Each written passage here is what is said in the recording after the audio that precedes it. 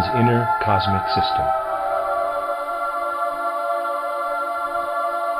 Our discussion of yesterday, dealing primarily with the significance of one of those organs which represent an inner cosmic system of man, will be continued today. We shall then find the transition leading to a description of the functions of the other human organs and organ systems. It was said to me yesterday in connection with my reference to the spleen that there might arise an apparent contradiction as regards the very important function ascribed to the spleen in the entire being of man. That this contradiction might well appear as a result of the reflection that it is possible to take the spleen out of the body, actually to remove it, and yet not leave the man incapable of living. Such an objection is certainly justified from the standpoint of our contemporaries. Indeed, it is unavoidable in view of the fact that certain difficulties present themselves even to those who approach the spiritual scientific world conception as thoroughly honest seekers. It was possible to point out only in a general way in our first public lecture how our contemporaries, especially when conscientiously schooled in scientific methods, find difficulties as soon as they choose the road that leads them to an understanding of what may be presented out of the occult depths of cosmic being. Now we shall see in the course of these lectures how, in principle, so to speak, such an objection gradually disappears of itself. Today, however, I shall draw your attention in a preliminary way to the fact that the removal of the spleen from the human organism is thoroughly compatible with everything discussed yesterday. If we really wish to ascend to the truths of spiritual science, we must accustom ourselves gradually to the fact that what we call the human organism, as seen by means of our external senses, and also everything we see in this organism as substance, or it might perhaps be better to say as external matter, that all this is not the whole man, but that underlying man as a physical organism, as we shall explain further, are higher, supersensible human organisms called the ether body or life body, the astral body, and the ego. And that we have in this physical organism only the external physical expression for the corresponding formation and processes of the etheric body, the astral body, etc. When we refer to an organ such as the spleen, we think of it in the spiritual scientific sense, realizing that not only does something take place in the external physical spleen, but that this is merely the physical expression for corresponding processes which take place in the ether body, for example, or in the astral body. We might say, moreover, that the more any one of the organs is the direct expression of the spiritual, the less is the physical form of the organ, that is, what we have before us as physical substance, the determining factor. Just as we find in looking at a pendulum that its movement is merely the physical expression of gravity, even so is the physical organ merely the physical expression of the supersensible influences working in force and form, with this difference, however, that in the case of such forces as that of gravitation, when we remove the pendulum, which is the physical expression, no inner rhythm due to gravitation can continue. This is the case, of course, in inanimate, inorganic nature, but not in the same way in animate, organic nature. When there are no other causes present in the organism as a whole, it is not necessary that the spiritual influences should cease with the removal of the physical organ, for this physical organ, in its physical nature, is only a feeble expression of the nature of the corresponding spiritual activities. On this point we shall have more to say later. Accordingly, when we observe the human being with reference to his spleen, we have to do, in the first place, with that organ only, but beyond that with a system of forces working in it, which have in the physical spleen only their outward expression. If one removes the spleen, these forces, which are integral parts of the organism, still continue to work. Their activities do not cease in the way in which, let us say, certain spiritual activities in the human being cease when one removes the brain, or a portion of it.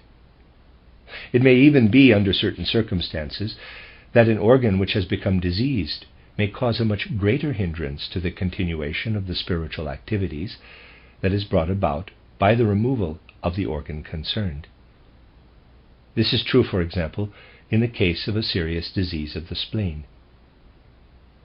If it is possible to remove the organ when it becomes seriously diseased, this removal is, under certain conditions, less hindering to the development of the spiritual activities than is the organ itself, which is inwardly diseased and therefore a constant mischief maker, opposing the development of the underlying spiritual forces.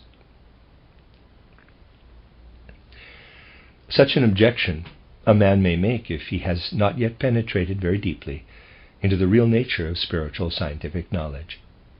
Though readily understood, this is one of those objections that disappear of themselves when one has time and patience to go more deeply into these matters. You will generally find the following to be true. When anyone approaches what is given out through spiritual science with a certain sort of knowledge gathered from all that belongs to present-day science, contradiction after contradiction may result, till finally one can get no further. And if a man is quick to form opinions, he will certainly not be able to reach any other conclusion than that spiritual science is a sort of madness, which does not harmonize in the slightest degree with the results obtained by external science. If, however, a man follows these things with patience, he will see that there is no contradiction, not even of the most minute kind, between what comes forth from spiritual science and what may be presented by external science.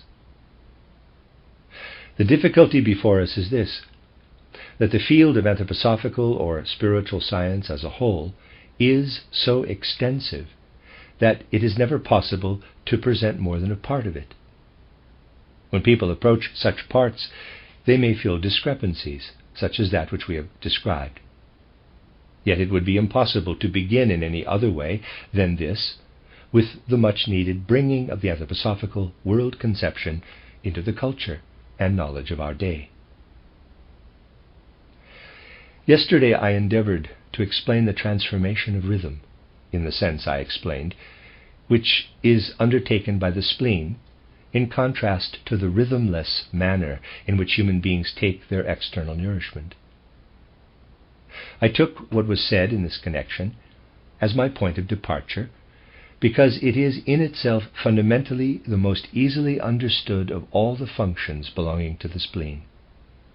We must know, however, that although it is the easiest to understand, it is not the most important. It does not constitute the chief thing. For if it were, people could always say, quote, "Very well then, if the human being were to take pains to know the right rhythm for his nourishment, the activity of the spleen, viewed from his aspect, would little by little become unnecessary." From this we see at once that what was described yesterday is the merest trifle.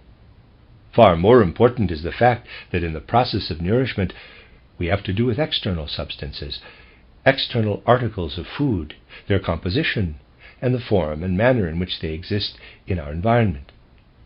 So long as one holds to the conception that these nutritive substances are so much dead bulk, or at best masses containing that sort of life, which one generally assumes to be in plants. For if it were, people could always say, "Very well then, if the human being were to take pains to know the right rhythm for his nourishment, the activity of the spleen, viewed from this aspect, would little by little become unnecessary." From this we see at once that what was described yesterday is the merest trifle. Far more important is the fact that in the process of nourishment we have to do with external substances, external articles of food, their composition, and the form and manner in which they exist in our environment. So long as one holds to the conception that these nutritive substances are so much dead bulk, or at best masses containing that sort of life which one generally assumes to be in plants and other articles of food,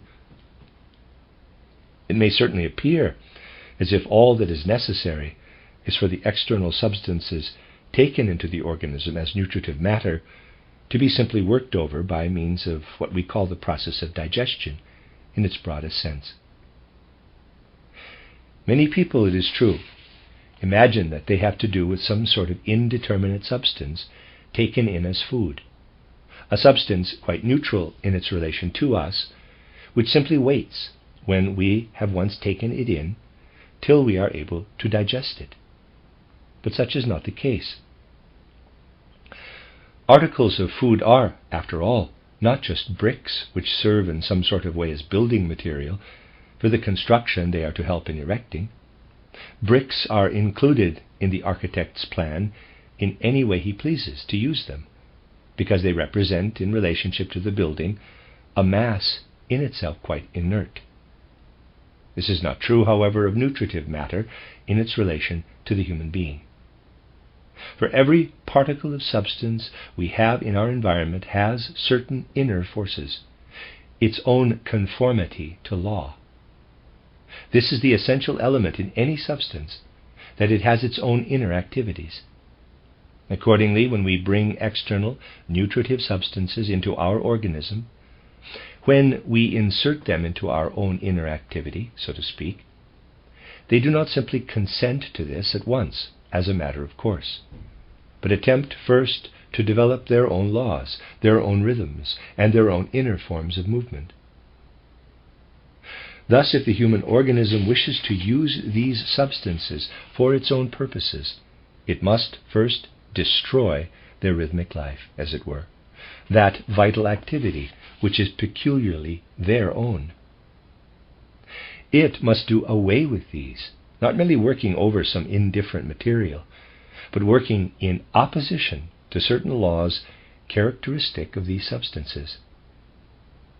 That these substances do have their own laws can soon be felt by the human being, when, for instance, a strong poison is conveyed through the digestive canal. He soon feels, in such a case, that the particular law belonging to this substance has mastered him, that these laws now assert themselves. Just as every poison has in general its own inner laws, by means of which it carries out an attack on our organism, so it is with every substance, with all the nutriment that we take in. It is not something neutral, but rather it asserts itself in accordance with its own nature, its own quality of being. It has, we may say, its own rhythm. This rhythm must be combated by the human being, so that it is not only a case of working over neutral building material within man's inner organization, but rather that the peculiar nature of this building material must first be mastered. We may say, therefore, that in those organs which our food first encounters inside the human being, we have the instruments with which to oppose, in the first place, what constitutes the peculiar life of the nutritive substances. Life here to be conceived in its wider meaning, so that even the apparently lifeless world of nature, with its laws of movement, is included. That which the food has within it as its own rhythm, which contradicts the human rhythm, must be modified. And in this work of change, the organism of the spleen is, so to speak, the outpost. In this changing of the rhythm, however, in this work of reforming and of defending, the other organs we have mentioned also participate, so that in the spleen, the gallbladder, and the liver, we have a cooperating system of organs, whose main function it is, when food is received into the organism, to repel what constitutes the particular inner nature of this food. All the activity first developed in the stomach, or even before the food reaches it, and everything which is then brought about by the secretion of the gall, and which takes place further through the activity of the liver and the spleen, all of this results in that warding off we have mentioned of the peculiar nature of the nutritive substances. Thus our food is adapted, we may say, to the inner rhythm of the human organism only when it has been met by the counter-activity of these organs. Only, therefore, when we have taken in our nutriment and have exposed it to the activity of these organs, do we have in us something capable of being received into that organic system which is the bearer, the instrument of our ego.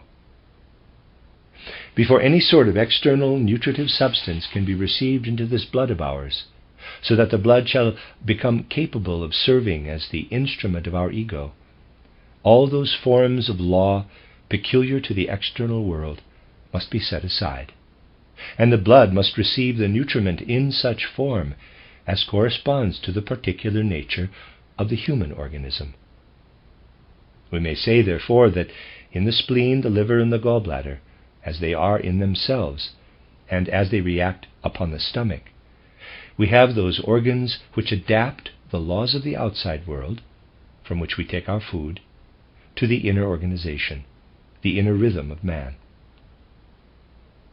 This human nature, however, in all its working as a totality, and with all its members, confronts not only the inner world.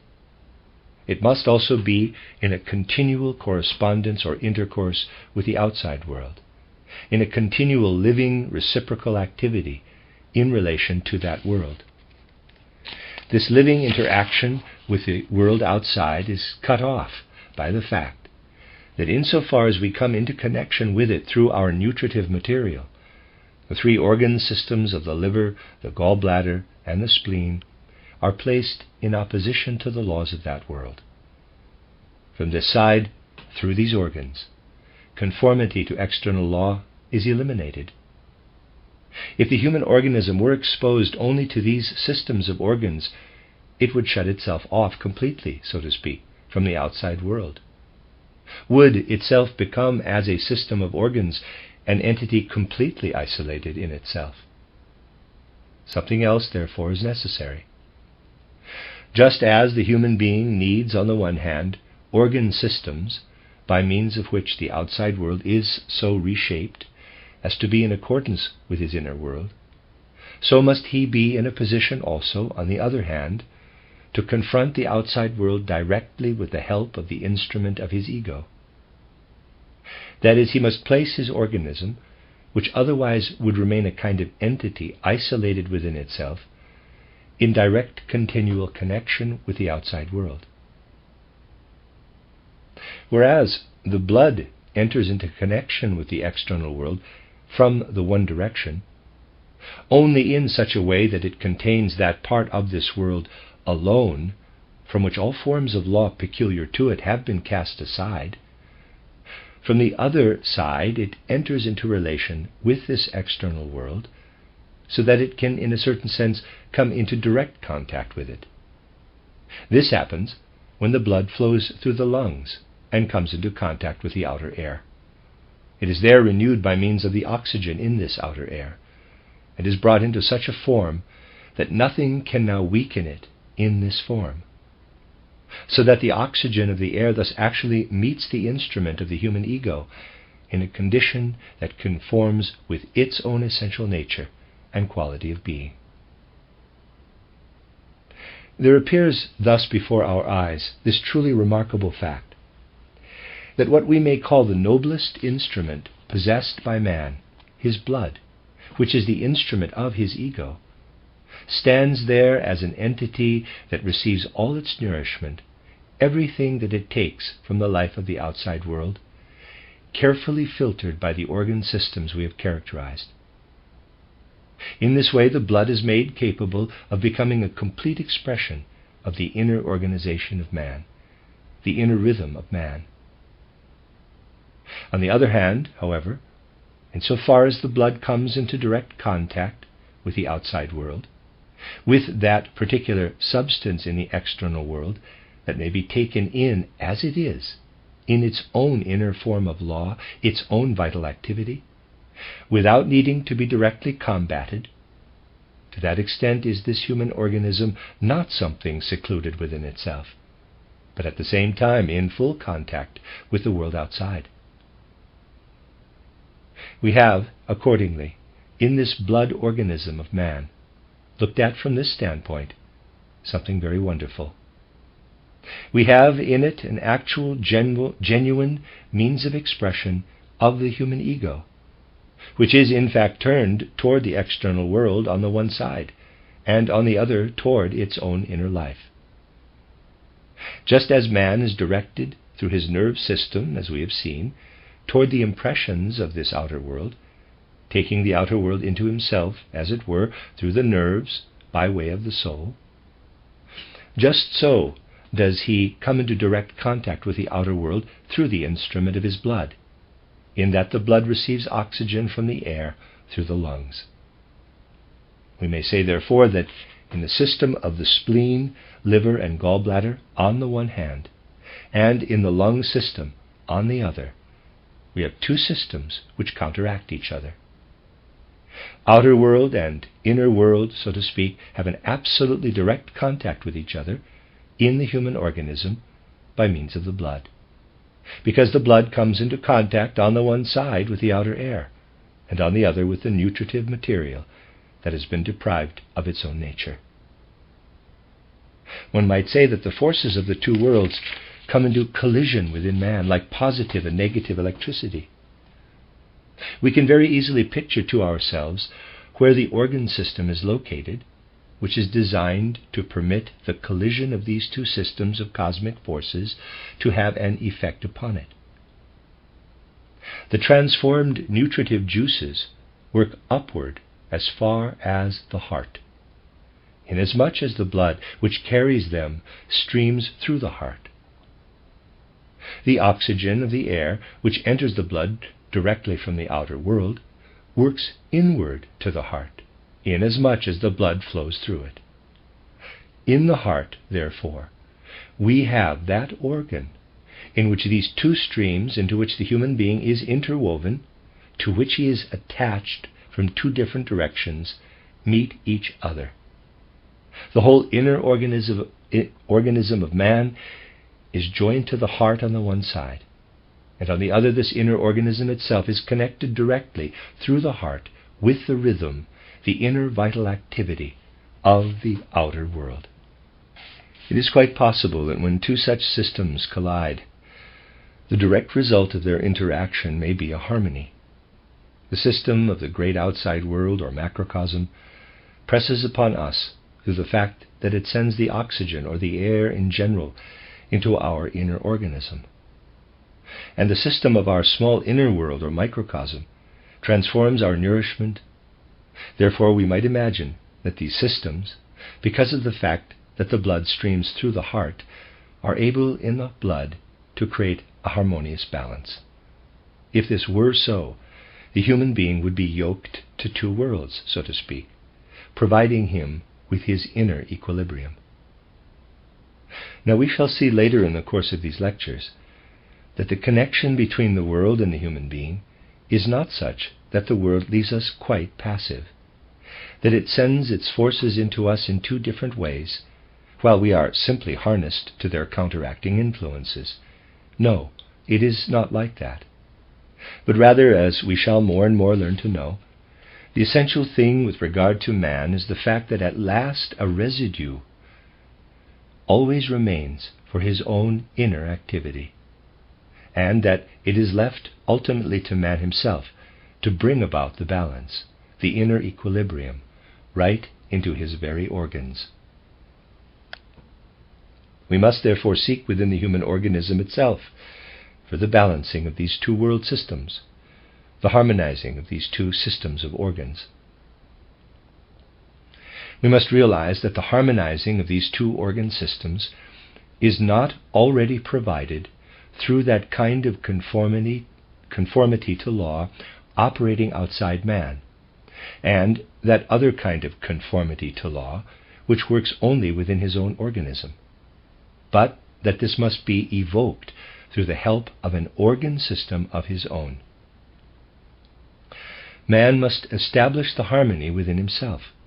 Parenthesis, we are not now speaking of the consciousness, but of those processes which take place entirely unconsciously within the organ systems of the human being. Close parenthesis. This balancing of the two systems, the system of spleen, liver, gallbladder on the one hand, and the lung system on the other, as they confront the blood, which flows through the heart, is indeed brought about.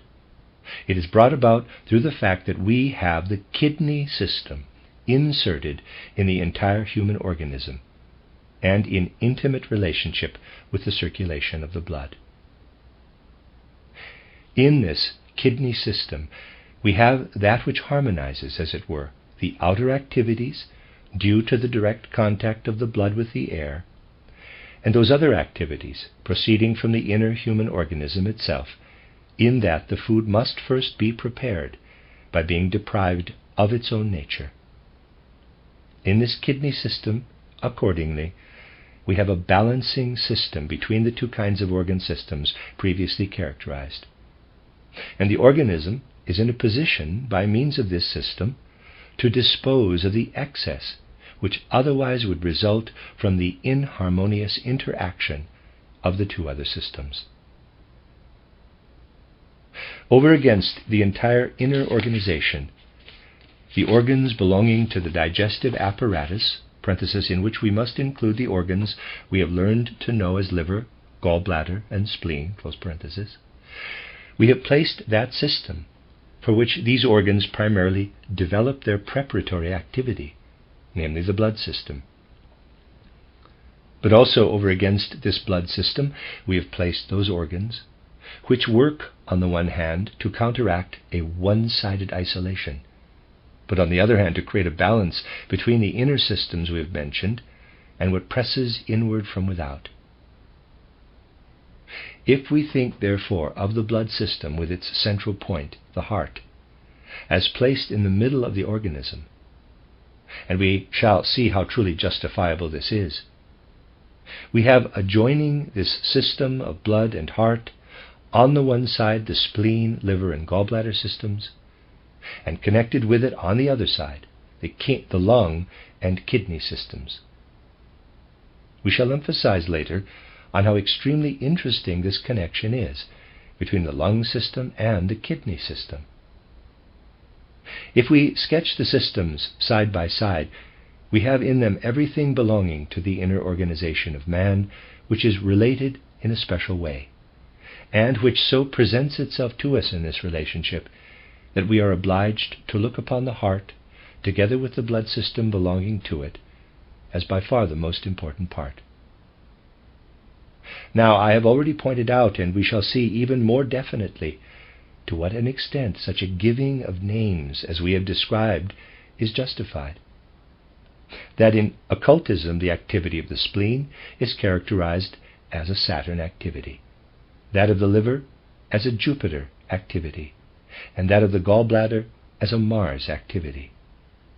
On the same basis on which these names were chosen for the activities here referred to, occult knowledge sees in the heart and the blood system belonging to it something in the human organization which merits the name sun, just as the sun outside merits this name in the planetary system.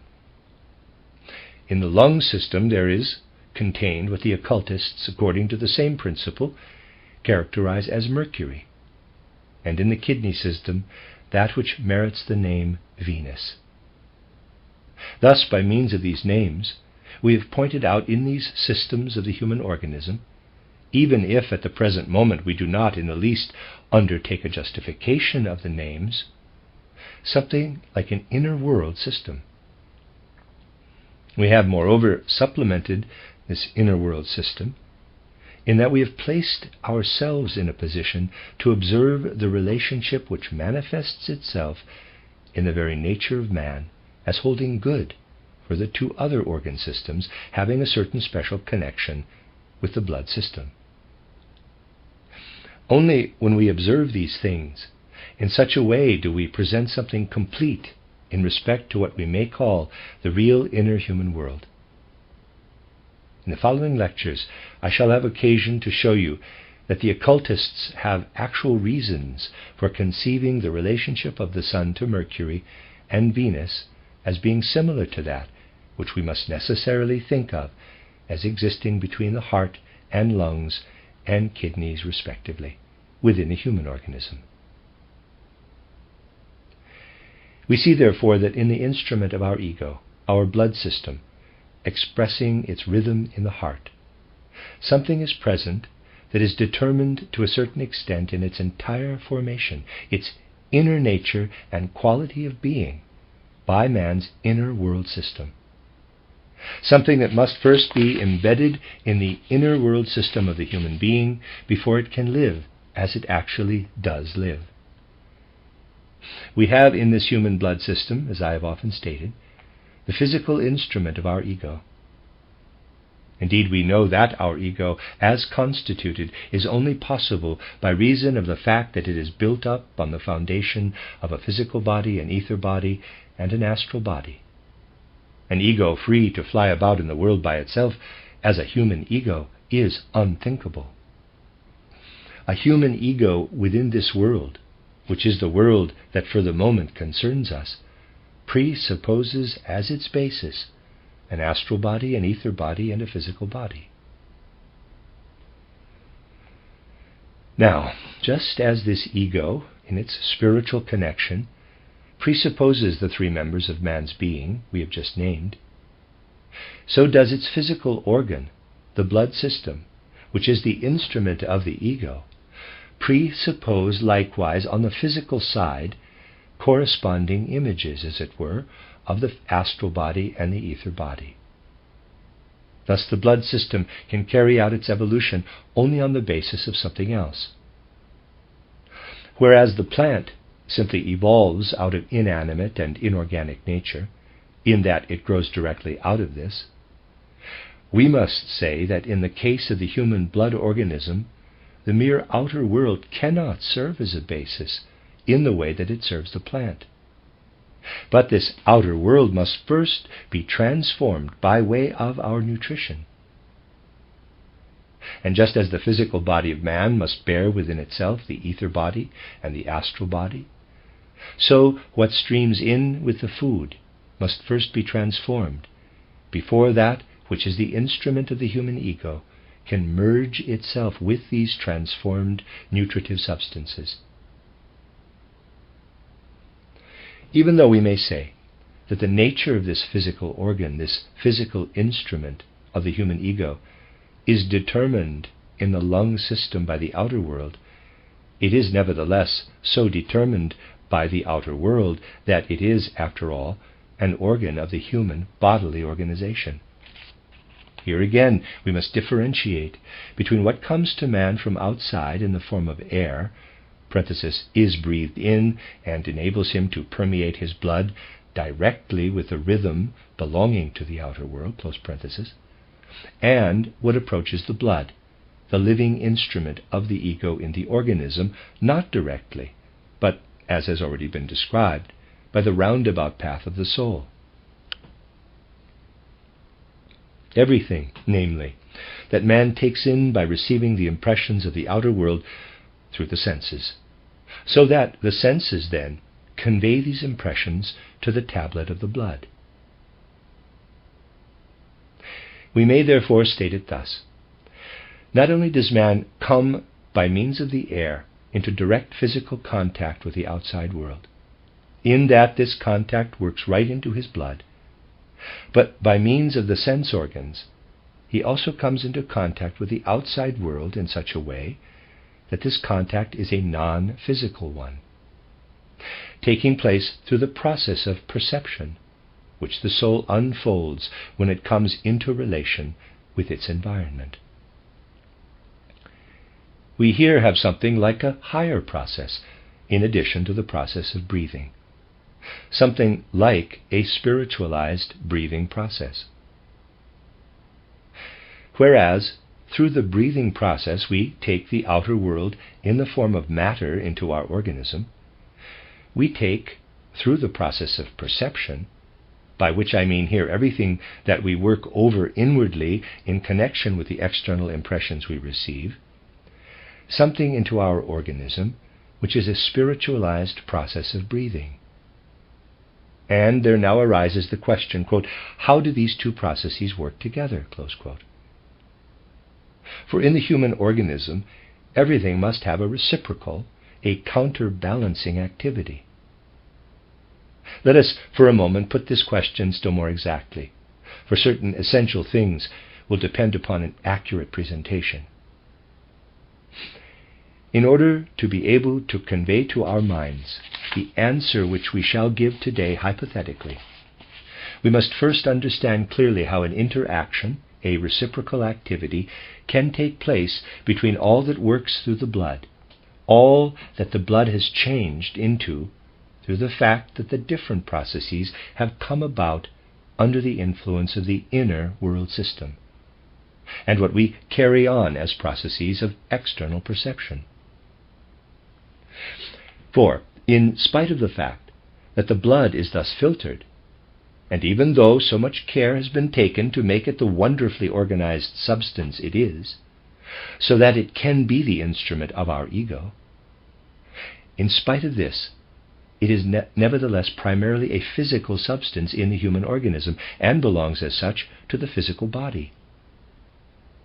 At first, therefore, there seems to be a very great difference between this human blood, which has been prepared as it has, and what we know as our processes of perception, everything, that is, which the soul performs. Indeed, this is an undeniable reality, for anyone would have to be remarkably lacking in ability to think who would deny that perceptions, concepts, feelings, and will impulses exist just the same as does a blood substance, a nerve substance, a liver substance, a gall substance. As to how these things are connected, world conceptions might begin to conflict. They might dispute, let us say, as to whether thoughts are merely some sort of activity of the nerve substance, or something of that sort. It is only at this point that the conflict can begin between the different world conceptions. No world conception can dispute over the obvious fact that our inner soul life, our thought life, our feeling life, everything which builds itself up on the foundation of external perceptions and impressions, presents a reality in itself. Note well that I did not say in the first place, quote, an absolutely isolated reality, close quote, but, quote, a reality in itself, close quote. For nothing in the world is isolated. The words, reality in itself, are intended to indicate what may be observed as being real within our inner world system. And to this last belong all our thoughts, feelings, and so forth, quite as truly as do the stomach, the liver, and the gallbladder. Yet something else may strike us when we see these two realities side by side.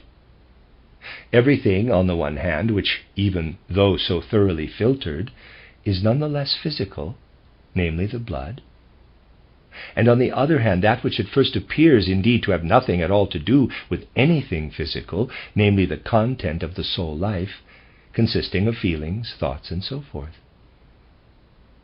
As a matter of fact, this very aspect of these two kinds of reality presents man with such difficulties that the most varied answers offered by the most diverse world conceptions have come to be associated with it. There are world conceptions, for instance, that believe in a direct influence upon physical substance of everything connected with the soul, with thought and with feeling, as if thought could work directly upon physical substance. In contrast to these, there are others which assume that thoughts, feelings, and so forth are simply the products of the processes that take place in physical substance. The dispute between these two world conceptions has, through long periods of time, played an important role in the outside world, but not in the field of occultism, in which it is considered a dispute over empty words. Since no ultimate agreement was reached, there has appeared during more recent times still another conception, bearing the strange name of, quote, psychophysical parallelism, close quote. If I were to express it rather trivially, I might say that since the disputants had no longer any other resource, not knowing whether spirit works upon the processes of the physical body or whether these bodily processes influence the spirit, they concluded that there are two processes running parallel courses. They argued, at the same time that man thinks, feels, and so forth, certain definite parallel processes are taking place in his physical organism. The perception, quote, I see red, close quote, would, according to this, correspond to some sort of material process. But they do not go any further than to say that it corresponds. Indeed, this is a mere expedient which leads them out of all their difficulties, but only in the sense that it sets these aside, not that it overcomes them. All the disputes that have arisen on this basis, including the futility of the psychophysical parallelism, result from the fact that people insist upon deciding these questions on a basis upon which they simply cannot be decided. We have to do with non-material processes when we consider the activities of our soul life as inner life. And we have to do with material processes when we center our attention upon the blood, the most highly organized thing in us. If we simply compare these two things, physical activities and soul activities, and then seek by means of reflection to find out how each of them works upon the other, we shall not arrive anywhere. Through reflection, one may find all sorts of arbitrary solution or non-solutions. The only way to determine anything in regard to these questions is actually to establish a higher knowledge.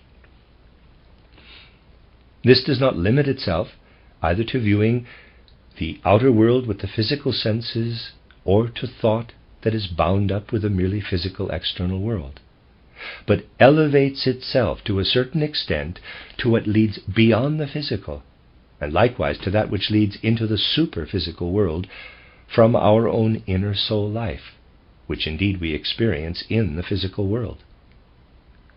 We must ascend, on the one hand, from the material to the supersensible, the supermaterial. On the other hand, we must ascend also from our soul life to the superphysical, that is, to that which lies at the basis of our soul life in the superphysical world. For our soul life, with all its feelings, etc., is, of course, something that we experience in the physical world. We must accordingly ascend from both sides to a superphysical world. Now, in order to ascend from the material side to the superphysical, those soul exercises are necessary which enable man to look behind the external, the sensible, behind that veil of which I spoke yesterday, into which are woven our sense impressions.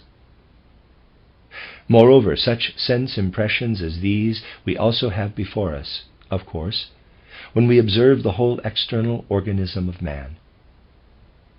And when we descend to the very finest element of the human organism, to the blood, we are nevertheless dealing with a merely physical, sensible thing when we observe it, at first, with the physical senses, or at least with the instruments and methods of external science, which give us just such a picture of the blood as would an external eye if it could see this blood directly. We have said, then, that with the help of such soul exercises as lead up into the supersensible world, we can penetrate into the foundations of the physical world, into the supersensible element in the human organism. In doing this, the first supersensible thing we meet in this human organism is what we call the ether body. This ether body, parenthesis, and we shall describe it still more accurately from the standpoint of occult physiology, close parenthesis, is a supersensible organization. which we first think of simply as the supersensible basic substance out of which the sensible or physical organism of man is constructed, and of which it is a copy. Of course, the blood is also an impress or copy of this ether body. Thus we have already at this point, by coming only one stage beyond the sense organism, something supersensible in the human ether body. And the question now arises, are we able to approach this supersensible also from the other side, from the side of the soul life, from what we experience in the sensations, thoughts, and feelings that we build up on the basis of our impressions of the outside world? We have already seen that we cannot approach the physical organism directly, for the physical and material place themselves in our way. Can we approach the ether organism?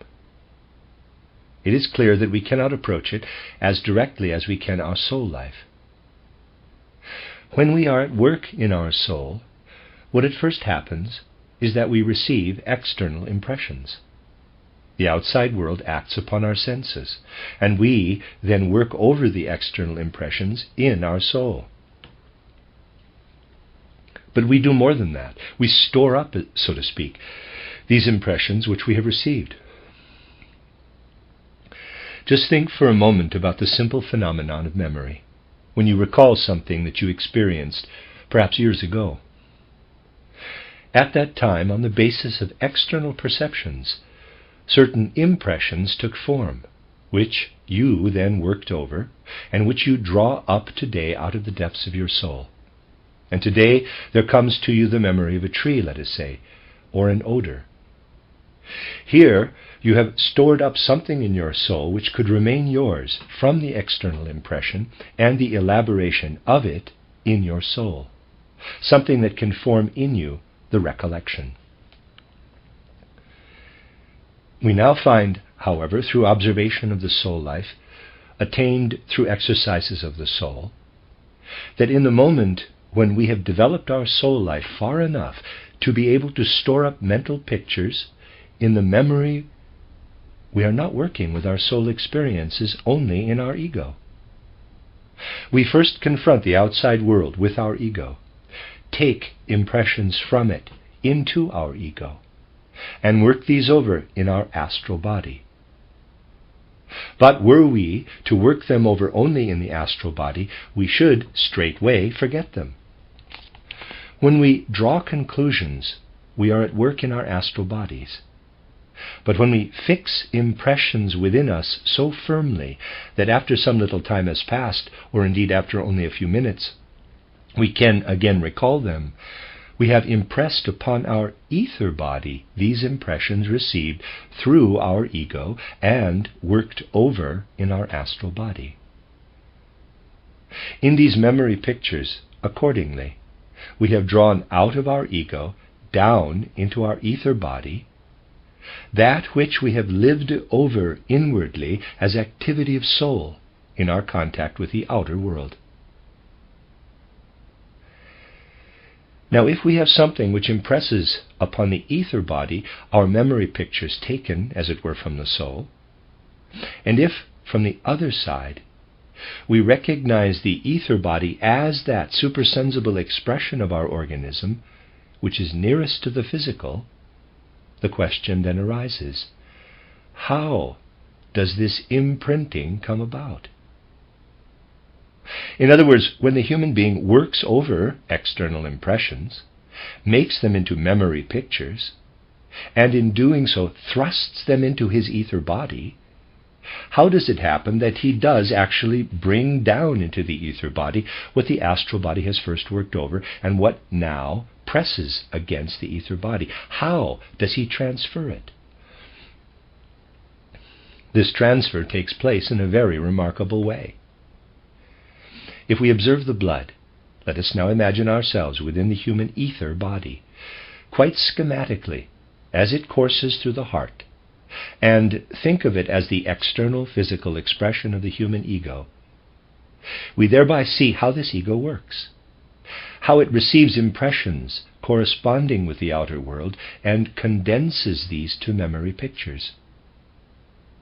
We see furthermore, not only that our blood is active in this process, but also that throughout its course, especially in the upward direction, somewhat less in the downward, it stirs up the ether body, so that we see currents developing everywhere in the ether body, taking a very definite course, as if they would join the blood flowing upward from the heart and go up to the head. And in the head these currents come together in about the same way, to use a comparison belonging to the external world, as do currents of electricity when they rush toward a point which is opposed by another point, so as to neutralize the positive and the negative. When we observe with the soul trained in occult methods, we see at this point ether forces compressed as if under a very powerful tension. Those ether forces which are called forth through the impressions which now desire to become definite concepts, memory pictures, and to stamp themselves upon the ether body. I shall therefore draw here the last outstreamings of these ether currents as they flow up toward the brain, and show their crowding together somewhat as this would actually appear. We see here a very powerful tension which concentrates at one point and announces, quote, "I will now enter into the ether body," close quote, just as when positive and negative electricity are impelled to neutralize each other. We then see how, in opposition to these, other currents flow from that portion of the ether body which belongs to the rest of the bodily organization. These currents go out, for the most part, from the lower part of the breast, but also from the lymph vessels and other organs, and come together in such a way that they oppose these other currents. Thus we have in the brain, whenever a memory picture wishes to form itself, two ether currents, one coming from below and one from above, which oppose each other under the greatest possible tension, just as two electric currents oppose each other. If a balance is brought about between these two currents, then a concept has become a memory picture, and has incorporated itself in the ether body. Such supersensible currents in the human organism always express themselves by creating for themselves also a physical material organ, which we must first regard as a materialization. Thus, we have within us an organ situated in the midbrain, which is the physical material expression for that which wishes to take the form of a memory picture. And opposite to this is situated still another organ in the brain. These two organs in the human brain are the physical material expression of the two currents in the human ether body. They are, one might say, something like the ultimate indication of the fact that there are such currents in the ether body. These currents condense themselves with such force that they seize the human bodily substance and consolidate it into these organs. We thus actually get an impression of bright, etheric light currents streaming across from the one to the other of these organs, and pouring themselves out over the human ether body. These organs are actually present in the human organism. One of them is the pineal gland, the other the so-called pituitary body, the epiphysis and the hypophysis, respectively. We have here at a definite point in the human physical organism the external physical expression of the cooperation of soul and body. This is what I wished in the first place to give you by way of general principles. With this we conclude today's lecture, and tomorrow we will continue our discussion further and find yet more to add to it. It is always important to hold firmly and clearly to the thought that we can always investigate the supersensible, and can ask ourselves whether the physical expression of the supersensible world that we should expect to find is actually present. We see here that these sense expressions of the supersensible actually do exist. Since we have here, however, a question of an entrance gate from the sense world to the supersensible, you will understand that these two organs are, in the highest degree, puzzling to physical science, and you will therefore be able to get from external science only inadequate information with regard to them.